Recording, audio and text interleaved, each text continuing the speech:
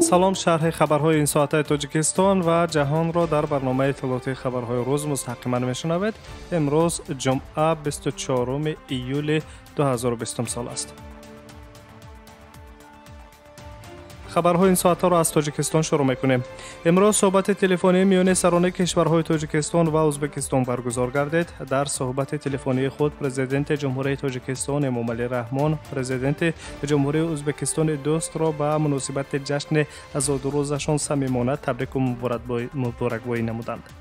هنگام بررسی موضوعهای کلیدی مناسبات دوجانبه طرف‌ها علاقه‌مندی خود را به رشد پیگیرانه رابطه‌های حسن همجواری و همکاری‌های سودمند گوناگون جنبه تاجیکستان و ازبکستان تاکید کرده جهت پیشبرد منبع شریکی استراتژی دو کشور در فضای همدیگرفهمی و اعتماد اظهار آمادگی نمودند.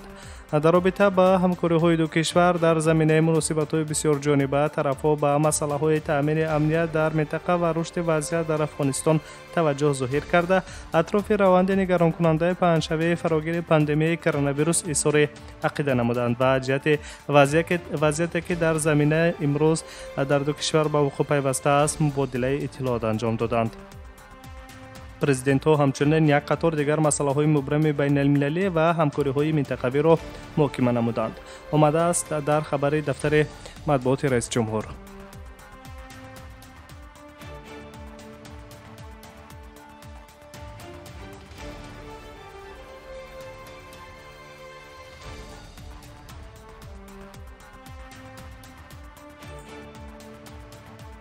هواپیمای شرکت ملی سومون ایر از اروپا به تاجیکستان پرواز چارتری انجام می‌دهد. شهروندان تاجیکستان که در اروپا قرار دارند امکان دارند با پرواز مخصوص به وطن برگردند. خبر می‌دهد خدمات مطبوعات وزارت کارهای خارجه جمهوری تاجیکستان.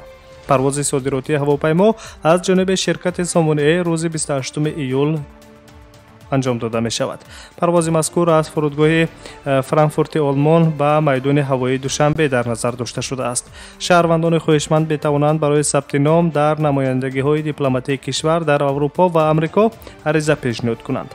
برای گرفتن معلومات بیشتر توصیه شده است که شهروندان کشور می توانند به سفارتخانه های جمهوری در کشورهای استرالیا، آلمان، بریتانیای کبیر، بلژیم، فرانسه، شویتزاریا و ایالات متحده آمریکا مراجعه کنند.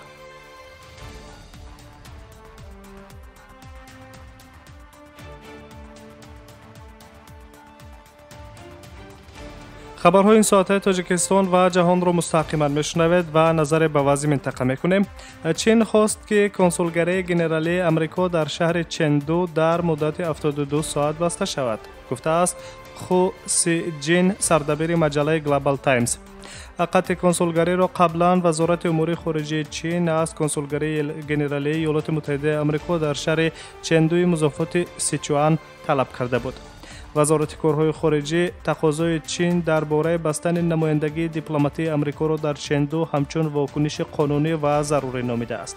مسئولیت وضعی که به میان آمد پورا به واشنگتن واگذار می شود، تاکید کردند نمایندگان وزارت کارهای خارجه جمهوری مردم چین. قبلا ایالات متحده آمریکا از چین طلب کرده بود که کنسولگری گنرالیش را در شهر هیوستن ایالت تگزاس در مدت 3 روز بسته کند. جانب وزارت امور خارجه چین این تصمیم را یک تحقیر سیاسی نامیده بود و گفته بود که چاره‌های مشابه را روی دست میگیرد. سخنگوی دپارتمنت دولت ایالات متحده آمریکا مورگان اورتاگوس گفت که واشنگتن فرموده است که کنسولگری گنرالی جمهوری مردم چین در هیوستن با مقصد حفظ مالکیت ذهنی و معلومات شخصی آمریکایی‌ها بسته شود.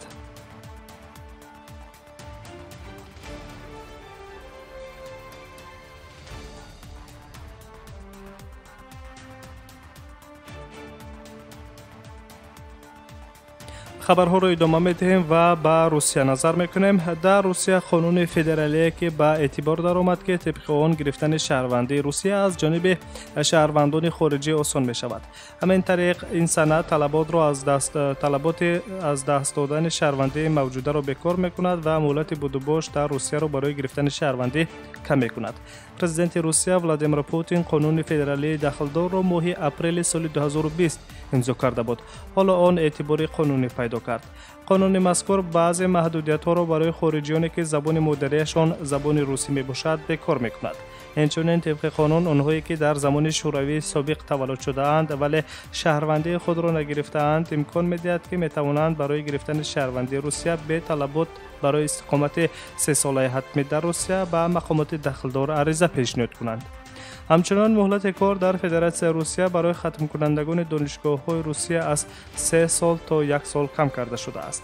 قبلا در روسیه قانون درباره کم کردن مهلت بررسی عریضه ها برای شهروندی مورد بررسی قرار گرفته بود. طبق قانون مهلت بررسی عریضه درباره گرفتن شهروندی روسیه از 6 تا 3 ماه کم کرده شد.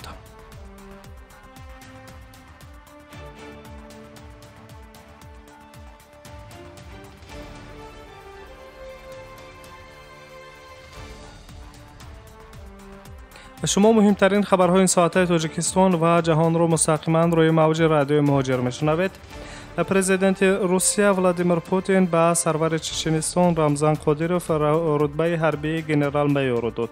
رمضان قادیروف گفته است که متن این فرمان را خود ولادیمیر پوتین هنگام گفتگوی تلفنی به او خوانده است. من همیشه گفته بودم و بار دیگر تکرار میکنم که من یک فرد وفادار پرزیدنت ما هستم و آماده‌ام که همه فرمان پرزیدنت را در همه گونه سطح عالی اجرا کنم. برای این ما همه چیز را داریم: اراده قوی، آمادگی کامل، تکنولوژی معاصر، نوشته است رمضان قادیروف در صفحه خود در شبکه‌های اجتماعی. همزمان علاوه شده است که او از ساختار وزارت کارهای داخلی روسیه به گواردی ملی گذشته است. 3 روز پیش ایالات متحده آمریکا رمضان قادیروف و اهل اولیه او را برای خط تحریم‌های نو برای نقض جدی حقوق بشر وارد کرد. این تحریم‌ها منع ورود شدن به آمریکا، روابط کاری و اینچنین یک یخ کردن دارایی‌ها را در بر می‌گیرد.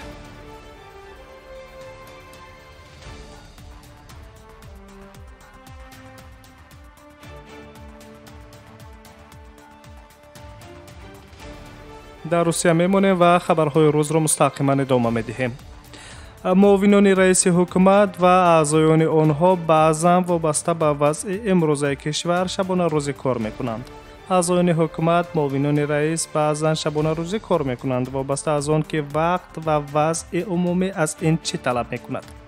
پاندمی در حیات ما تغییرات وارد کرد. پرزیدنت با ما همیشه در تماس است، گفته است رئیس حکومت فدراسیون روسیه میخائیل میشوستین در برآمد تلویزیونی خود. همچنان میخائیل میشوستین علاوه داشته است که به منصب سرور حکومت فدراسیون روسیه آمدنش را خود پرزیدنت پیشنهاد کرده بود. اگر شما به کار در حکومت روید و حتی به شما اگر وظیفه سروزیری پیشنهاد شود، پس البته تصور کردن فعالیت من بعدتان دشوار است. مثلا یک قطار مشکلاتی که شما باید با آنها روبرو شوید. شما باور کنید عهده کردن وظیفه رئیسی حکومت، معاونی و یا در عموم کار در حکومت آسان است. تا حد کار جریان میگیرد که ما شبانه روزی در بینای حکومت فعالیت میکنیم و نزدیکان خود را روزها نمیبینیم.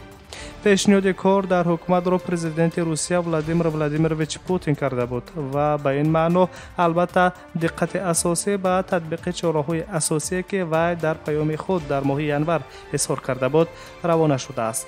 گفته است رئیس حکومت فدراسیون روسیه میخائیل میشوستین در صحبت تلویزیونی خود.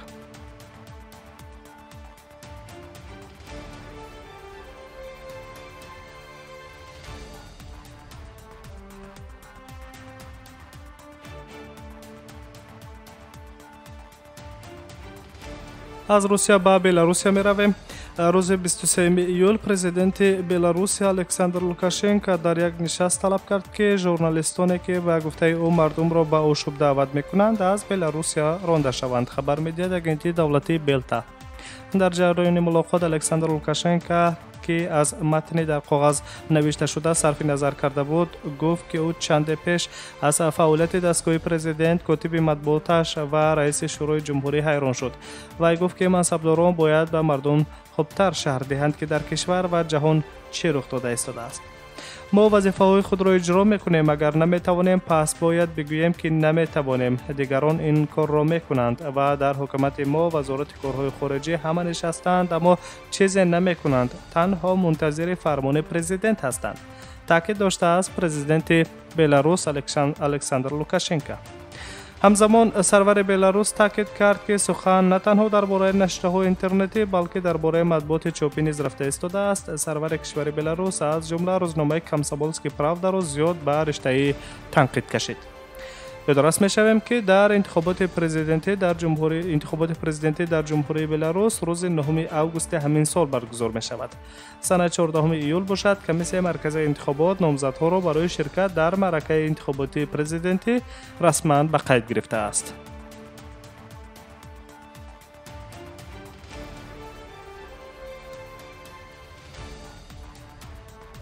تازه‌ترین مطالب این ساعت‌های تاجیکستان و جهان را مستقیما شنیدید. در ساعت‌های بعدی با خبرهای تازه. سلامت باشید.